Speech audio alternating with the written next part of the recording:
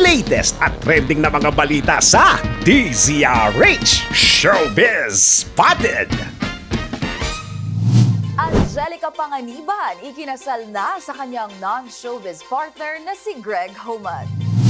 Tinapos ni Angelica Panganiban ang year 2023 bilang Mrs. Homan. Nitong New Year's Eve, ikinasal ang aktres sa kanyang non-showbiz partner na si Greg. Ang dalawa nagpalitan ng matamis na I do sa pamamagitan ng isang garden wedding ceremony sa Amerika. Kalaki pang kanilang wedding picture, sinabi ni Angelica na patuloy siyang mananalig at maniniwala sa pag-ibig. Sa kabilaan niya ng lahat, ang pagmamahal pa rin ang kanyang kakapitan.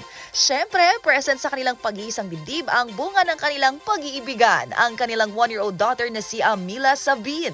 Hindi rin mawawala ang hashtag ang Becky, ang mga kaibigan at kapwa-aktres ni Angena sina Bella Padilla at Kim Chu. Bilin ni Kimmy kay Greg, alagaan daw ang kanilang mom si Angelica forever.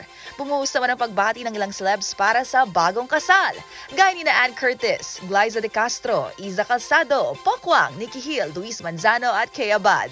Kung matatandaan, last October, inanunsyo ni na Angelica at Greg ang kanilang engagement. Congratulations, Mr. and Mrs. Homan! At yan ang DZRH Showbiz Hottest News. Mula sa kauna-unahan sa Pilipinas, DZRH, ito pa ang showbiz angel, Angelica Cosme. Tuloy-tuloy sa pagbabalita, tuloy-tuloy sa serbisyo, sama-sama tayo, Pilipino.